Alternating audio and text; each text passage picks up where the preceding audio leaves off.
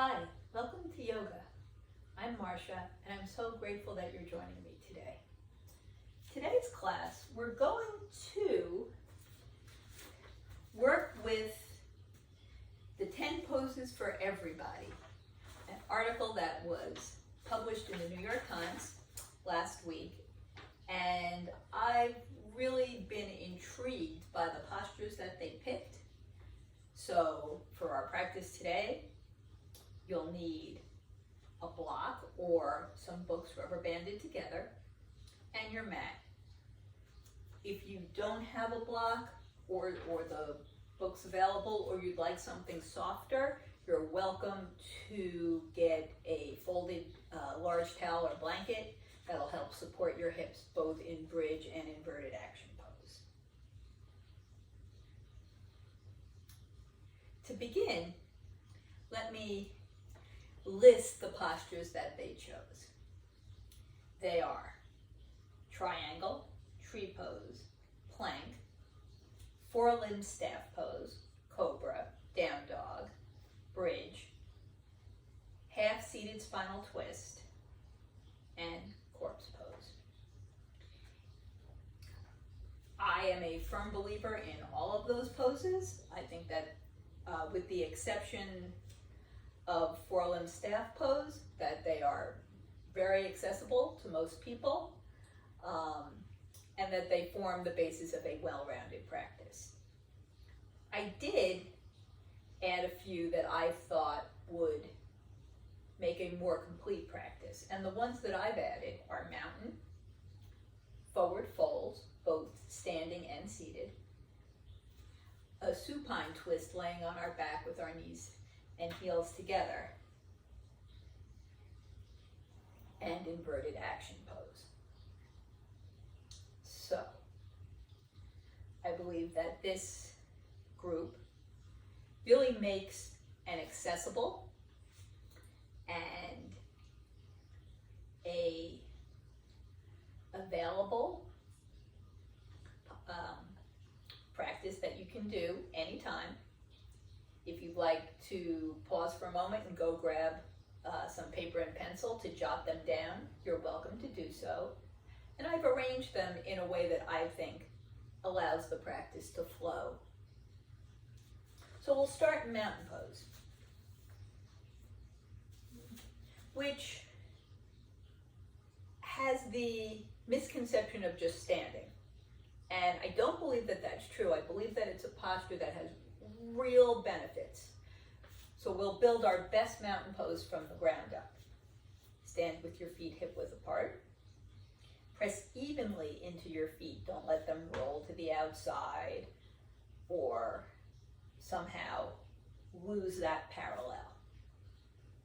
Try not to favor one side over the other, and press equally.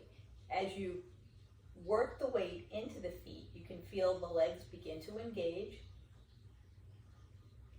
You can lift the kneecaps, which will give you a little bit of length in the low back. Your fingertips rest on the seams of your pants on the outside of your legs. As you inhale next, allow your heart to gently lift, your shoulders to release. As you exhale, inhale again, lengthening up through the top of the head, stretching the body up as the breath goes in and pressing into the feet as you exhale. As you inhale the following time, let the whole abdominal wall work in toward the navel, gently with no gripping, just an activation, and allow the weight of the tailbone to pull the spine a bit longer. Stay here and breathe. Perhaps you'll move a little bit and see if there's any adjustments that you can make that allow you to be more stable and more at ease. You're looking straight forward. Your eyes are at eye level across the room. Your jaw is soft, and your breath moves with the 5 qualities of a yogic breath: slow, deep, even, and without sound and without pause. One of the things that's remarkable about mountain pose is that it creates ease in the body as the skeleton supports the body and the muscles can relax.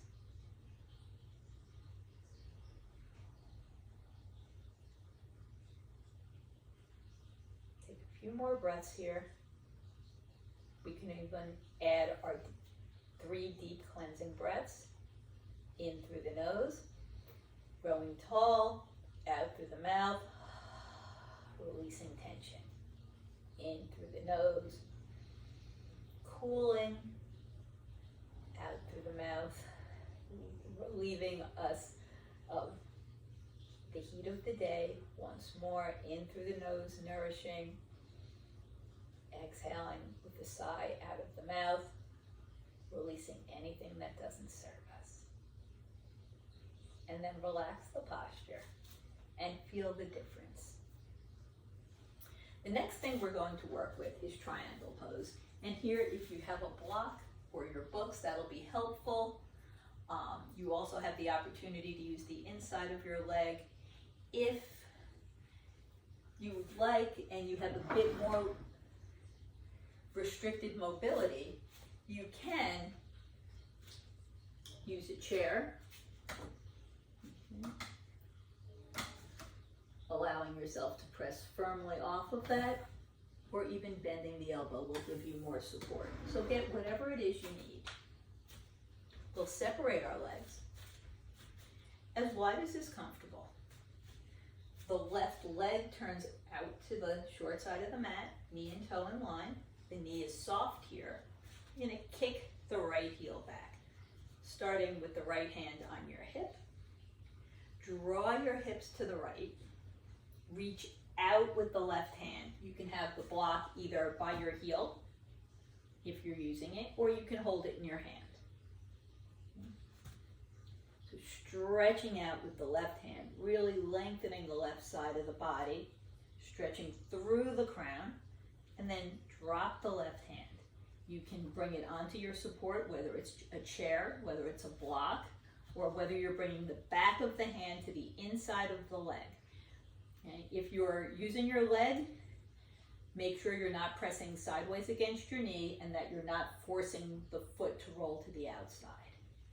Keep reaching the tailbone back and extending through the top of the head. Keep the breath moving. You can keep this right hand on your hip. Another option might be to slide it toward the left hip. And a third option that might be more traditional would be to just lift it across from the other hand. Again, keep lengthening. When you're ready, soften the left knee and lift up. Turn your feet. If you're using a prop, you're going to bring it to the other side. And again, separate your legs. This time the right leg turns to the short side of the mat, knee and toe in line, the left heel kicks back. Okay, hands are on your hips. If you're using the prop, you can hold it in your hand or have it on the floor waiting for you. If it's on the floor, where I generally put it in the area of the heel, not because I want to use it there, but because it's a kind of a convenient place where I'll be able to grab it from there. Okay? If you hold it in your hand as you hinge, you're going to find that it automatically goes into the right spot. And again, we're always able to use the inside of our leg. Lengthen the body, roll your hips to the left. Keep both sides of the ribs active as you stretch. Reach the right hand out, making sure there's softness in the right knee, that the right foot doesn't roll to the outside, and then bring your hand onto a block, onto a chair, or bring the back of the hand into the inside of the leg, pressing the leg into the hand, being mindful of the knee. Again, stretch. And you can keep this top hand on your hip. You might choose to slide it toward the right hip.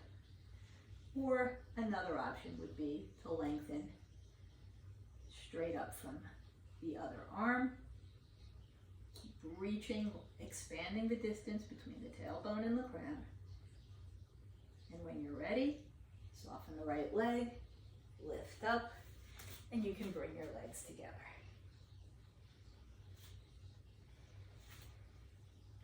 The next pose is tree pose. It's a wonderful balance. You can do so much with this posture, strengthening the standing leg, a hip opener, as well as a balance. And you can add some support in a number of ways. You can have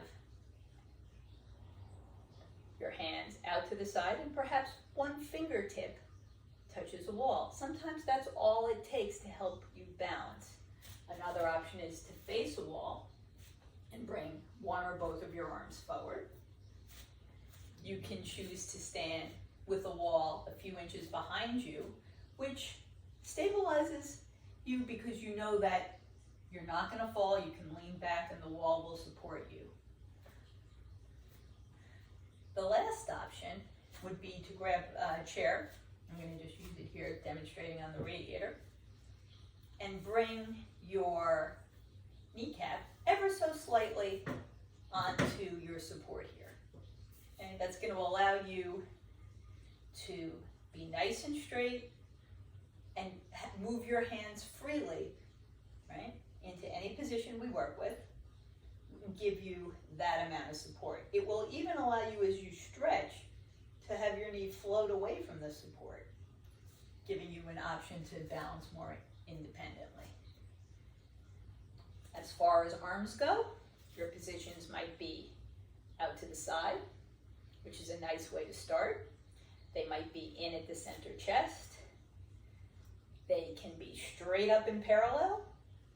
You can bring them into goal post, which is kind of the best of out and up. And you can move from one to the other. In any balance pose, you want to make sure that you're looking at something eye level that's far enough away from you that your head's not coming down. Okay. If I'm looking across the room, my spine is nice and straight. I'm starting in a position that will help me succeed. If I'm looking at the end of my mat, then my head is forward, my hips are back, and I'm starting like a question mark and not doing myself any favors in terms of getting the posture to work for me. Two things to remember. Number one, don't ever press sideways against your knee. It's tempting because the side of the knee does fit into the arch of the foot, but so does the side of your calf. And if you're able to come above the knee, that will help move your hips into alignment. And the most important thing to remember with any balance or any yoga pose is no judgment. You are where you are. If your foot comes down, it comes down. If you wobble, you wobble. No harm, no foul. You can choose to reposition. You can choose to just stand and breathe. You can choose to try it again with a different manner of support. Your practice, whatever serves you. Okay? So I'm going to start with my left foot. Ball of the right foot is across from the arch. I'm going to have my hands out. Okay? Pressing into the left foot, growing nice and tall. I'm going to turn my right knee to the outside. Maybe I stay here with my toe on the ground, pressing my heel above the ankle. Maybe I lift my toes. Maybe I bring my foot higher on the shin. Keep pressing into the standing leg. Make sure you're breathing. Okay. Lengthening through the crown, pressing into the standing foot, and release. Same thing on the other side. So, standing on the right foot, ball of the left foot comes pretty much across from the arch. You're going to bring your heel to press above the right ankle. I think this time I'll have my hands in goalpost. I'm going to press into that right foot and lengthen. I'm going to lift my toes, keep stretching and breathing, sliding my ankle. And when I'm ready, I fell out. Okay, let's try again. No judgment. Keep breathing, keep moving.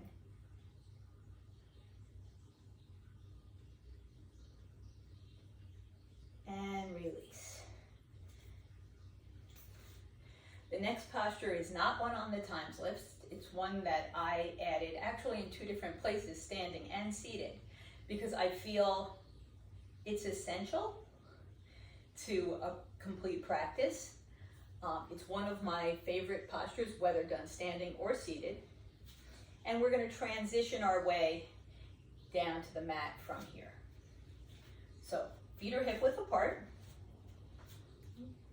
You can bring your hands right to the belly and then slide them toward the hip. As you do that, that's going to encourage your hips to hinge. You're hinging at the hips, your waist is straight, your spine is straight from the tailbone to the crown. Bend your knees substantially. Let your head loosen, okay? And bring your fingertips to the ground. If you'd like, you can see if there's any availability for you to straighten your legs a bit more, but don't lock them out. Keep them soft at most. Lifting the sitting bones, releasing down.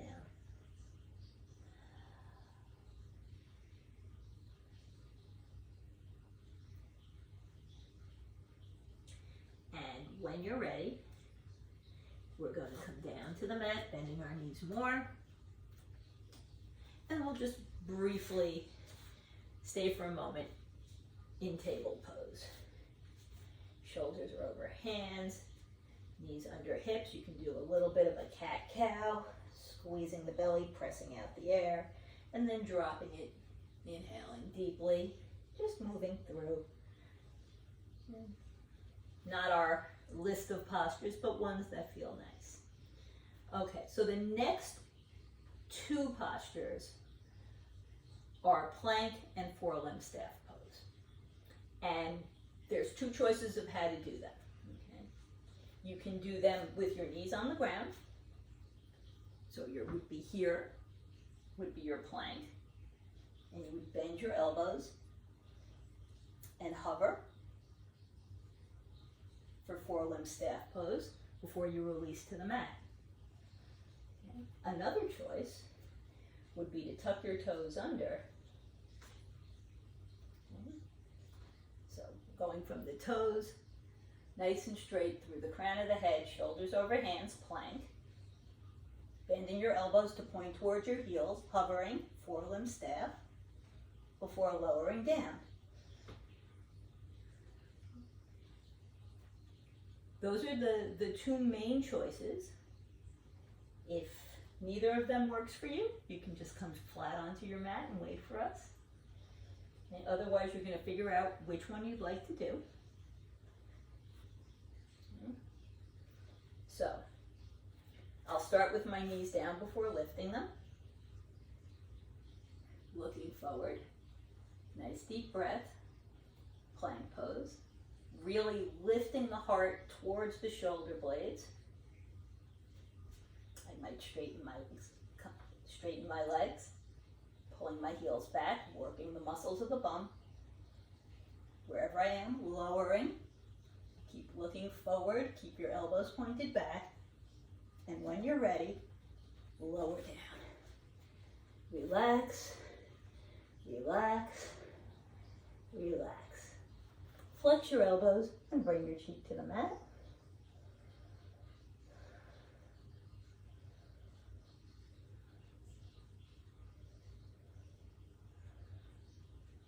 Raise your head, turn your face in the other direction, resting that cheek on the floor.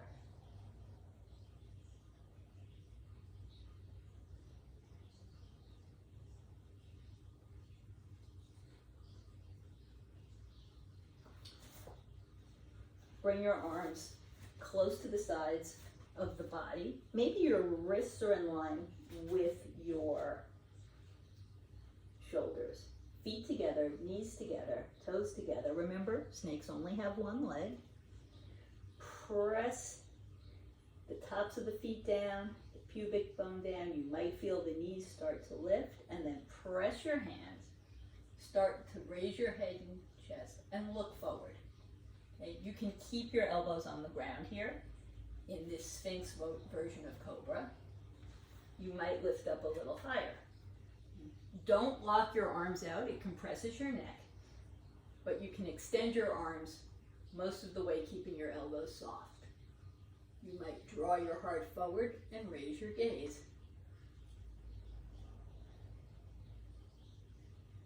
And then you can come through table pose once more, or just lift your hips up and come into downward facing dog. Bend your knees substantially, lift the sitting bones, and let your heels begin to drop.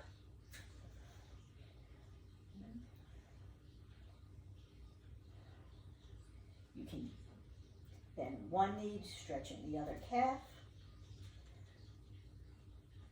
and then strengthen your down dog by pressing your index finger and thumb firmly into the mat, rolling the backs of the arms towards you.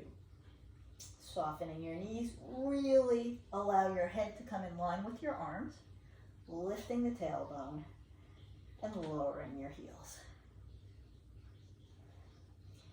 It doesn't matter if your feet touch the ground or not. Honestly, you're better off if they don't, because once they don't touch anymore, you've got room to stretch. If your feet are all the way down, then you're not stretching.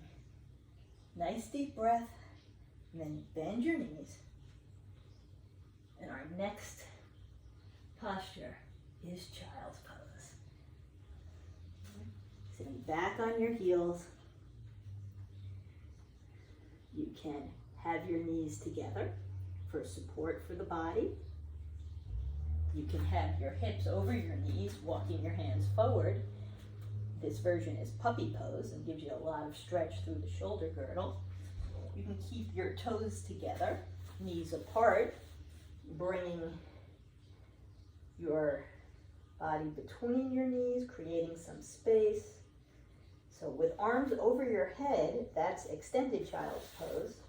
And another variation is to wrap your hands around your legs, either just leaving your palms to face up or holding the soles of your feet.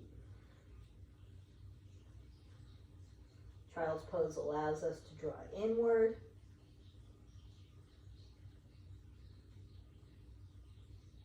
It releases tension from the back. If your head isn't touching the ground and you would like some support, you're uncomfortable, if your head's just hanging, you can use a block. You can make a pillar with your fists and bring your forehead on top of that support. You can stack one palm on top of the other.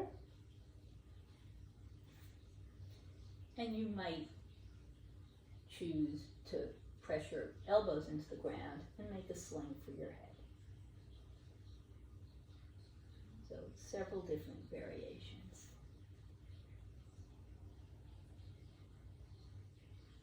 When you're ready, you're going to find your way onto your back.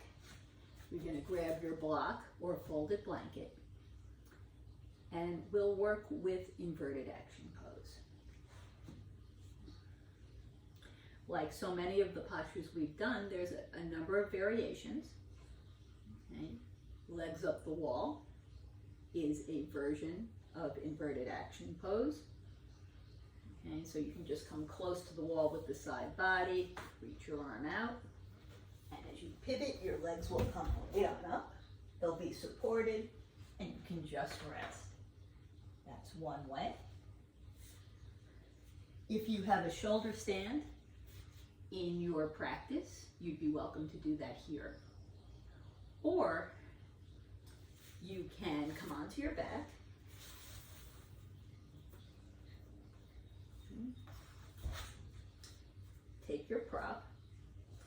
I have a block here. I will say that I think a folded blanket is more comfortable. Just my personal preference. It doesn't have corners. I can fold it in a variety of ways to give me more different choices of height.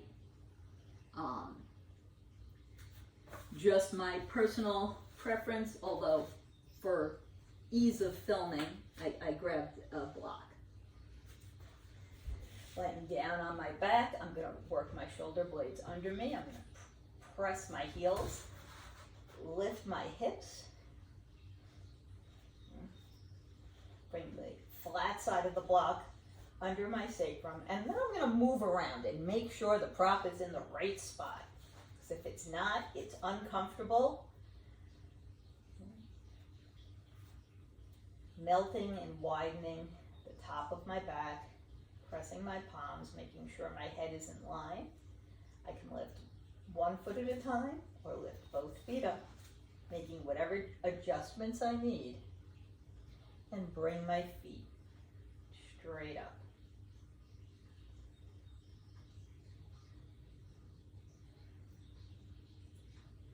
Inverted action pose stimulates the rest and digest response.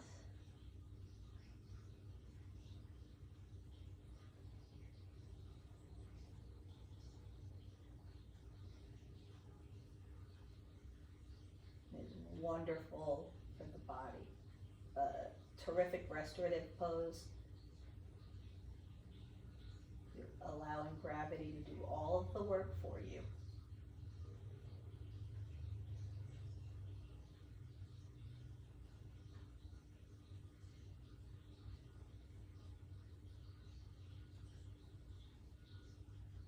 If this is uncomfortable in your hamstrings, your hips, your low back, feel free to soften your knees a bit. If your legs are on the wall and your heels are uncomfortable, that's also going to help. If you'd like a little bit more activity in the posture, you can flex your feet and even lift the inside edges of your feet. And that's going to really activate the legs, the hips, and give you a bit of work even while you're at rest here.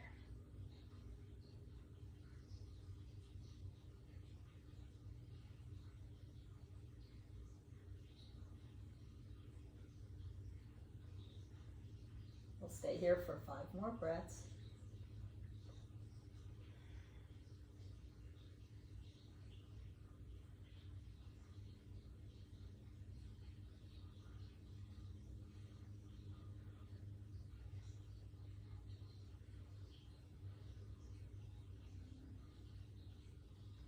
And then bending the knees. If you're on the wall, you're going to roll to the side of your body. Bring your feet down. Release the block. And rest here for a moment. One of the postures that I added was a twist here. Knees together, feet together. That's going to allow us to release and reset after our inversion. You can keep your hands along the side body, moving them out of the way.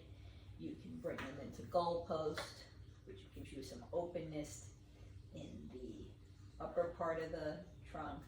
You can even make a small pillow by interlacing your fingers under your head. Whatever's comfortable for you.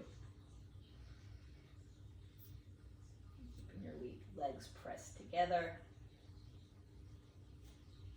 Bring your knees up toward your chest, releasing the low back.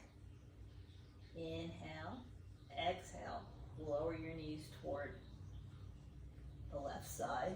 You can let them dangle. Another option might be to take a prop and support them, if that's more comfortable for you. Wherever you're comfortable, you can turn your head in the opposite direction.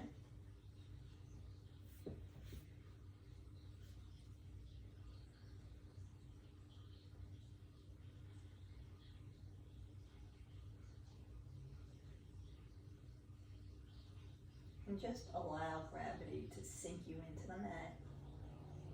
Raise your head. Lift your knees back up. Reset anything that would make you more comfortable. Drop your knees together toward the right. And turn your head to the left. If you want to use a prop, again, you can bring your rolled blanket or your block underneath to support your legs.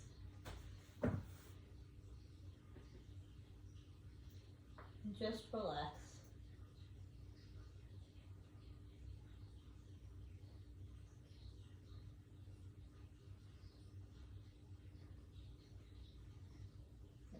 Up, bring your knees back to center. If you'd like, you can curl forward, give them a little hug, and then lower your head. Bring your feet to the ground. Feet are parallel.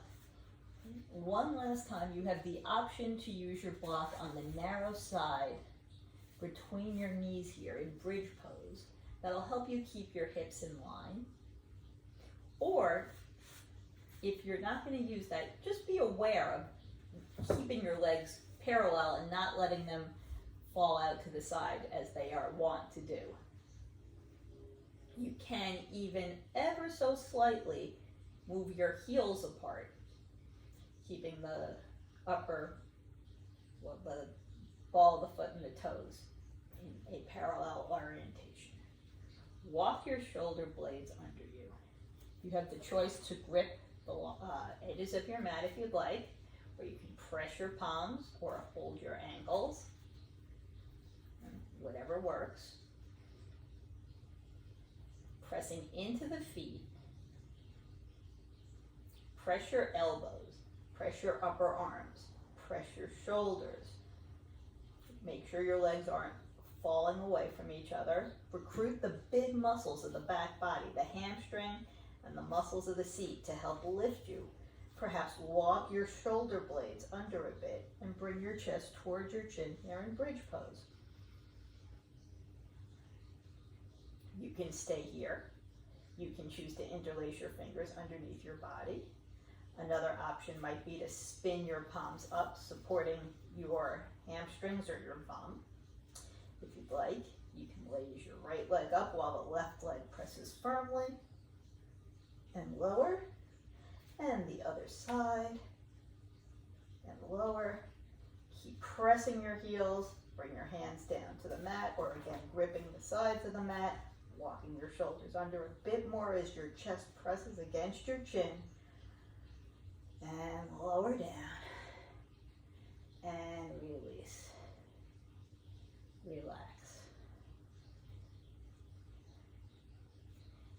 You can roll over and somehow on our journey to sitting up, perhaps find your way into child's pose. Once more, whichever one you liked, to help release the back.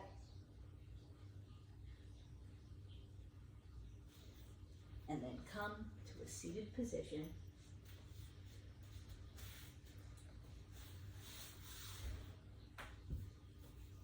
Okay. We are going to work with seated half spinal twist. In working with this, we're going to address it in two parts, from below the navel and above the navel. So we're going to work by bending our right leg, crossing it over the left, bringing our right hand behind us and pretty far behind so that you're leaning back. Your left hand is on the right shin. And as you're leaning back, lengthening the body, here you're going to start by drawing the right hip back. As you do that, your hips are turning and you're going to find that your belly is turning. Okay? Now, walk or slide your right hand in close to your hip, press off that hand so now your spine is nice and vertical, and continue to use that space to move the ribs, the collarbone, the shoulder, and turn and look past your right shoulder. So by starting, by leaning back, you have room to move the lower part of the body, and then by sitting up nice and straight, you can move the upper part. And relax and release. Same thing on the other side. Bringing your left leg across, holding with your right arm, left hand behind, leaning back into that hand, straighten up the body, draw your hip back, turning the pelvis, turning the belly, and then bring your hand in close, sit up nice and tall, and continue to rotate the ribs, the heart, the shoulders, and look past your shoulder. Keep lifting, creating space, and then revolving into that space you've created. And relax. We will do one more forward bend as we find our way into the last posture on the list, which is corpse pose. It is said that corpse pose, shavasana or relaxation pose, is the hardest posture to master, even though it seems so simple, just laying there, letting the body relax. Keeping the mind both present and at rest. Working to release tension, to calm the wandering fluctuations of the mind, as it leads so often on the path to meditation. And so here, you're going to have your legs extended, your heels right by the edge of your mat so that you can lean back easily. Soften your knees a little bit. If you've got a blanket, you might want to roll it and support your knees. Lift, pull up, up, up, through the top of the head, through the hands. Pull the belly in and exhale. Drop your hands. Inhale, draw your heart forward. Exhale, soften. Inhale, reach. And exhale, relax. One more breath. Stretch and surrender. Now, walk your hands back, coming to your elbows. If you would like a little cushion under your head, you're welcome to do that as well. And coming onto your mat. Allow your legs to move apart, your toes, your knees pointing away from each other. Your hands are a bit away from the body as your palms face up towards the sky. Opening the front body, the chest. Make any adjustments you need, releasing tension from the neck, the throat, the jaw, the tongue, the face, forehead, and the eyes as they gently flutter shut.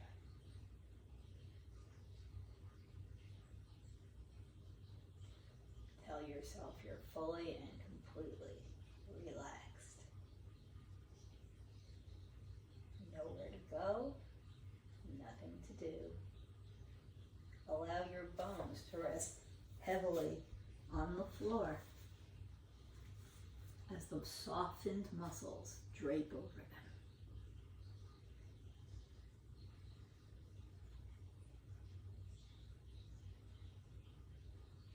Release the left toes, the foot, the heel, the ankle. Any work is stopped. There's no engagement in the lower leg, the knee, the upper leg, the hip, the right toes, right foot, heel, through the knee and the upper leg, into the hip are equally asleep, heavy, without any work being done there. The muscles of the seat are soft, supporting the hips, the pelvis, the organs within. The mid-back rests against the floor. The shoulder blades are supported. The left fingers draw away from the palm. The wrist, the forearm, the elbow all weigh heavily against the earth. And the weight of the arm allows the left shoulder to release against the mat. The right fingertips stretch, releasing tension in the back of the right hand, the wrist, the forearm, and the elbow. The upper arm, the shoulder are heavy without motion or action.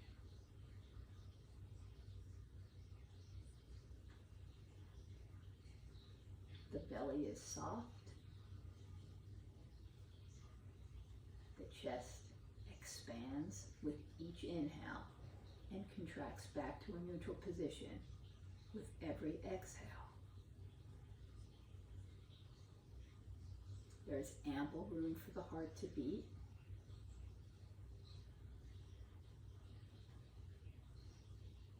The neck, the throat, the jaw are without any tension. The root of the tongue is soft and broad. The temples, the ears, the forehead are at rest. The scalp lays easily on the skull like the softest of woolen hats, and your eyes relax behind their velvet lids.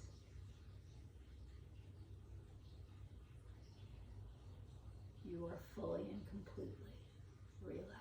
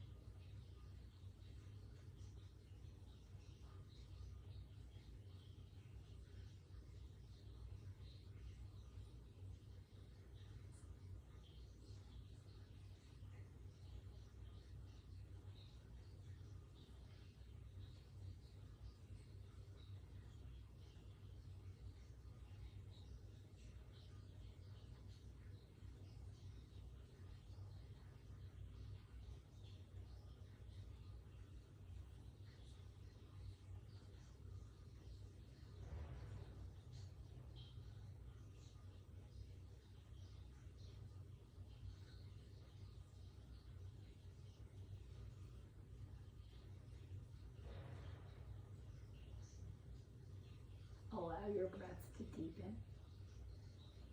Begin to wiggle your fingers and toes, drawing activation and awareness as you move the body slowly, waking it back up, keeping your eyes closed or downcast. Slowly make your way to a seated position. Gently rub your hands together and transfer that energy onto your beautiful eyes.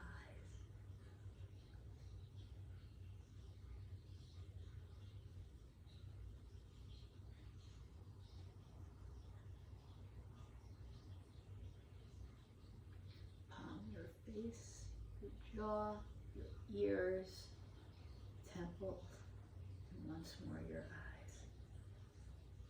Open your eyes into your hands, allowing the light that enters between and around your fingers to help reunite your interior world with the world around you. Bring your hands together at the center chest. We'll end today with the mantra to end suffering.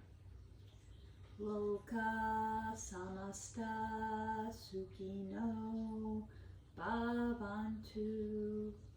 May all beings be happy and free, and may my happiness and my freedom contribute to that of others. Om Shanti. Peace. Thank you.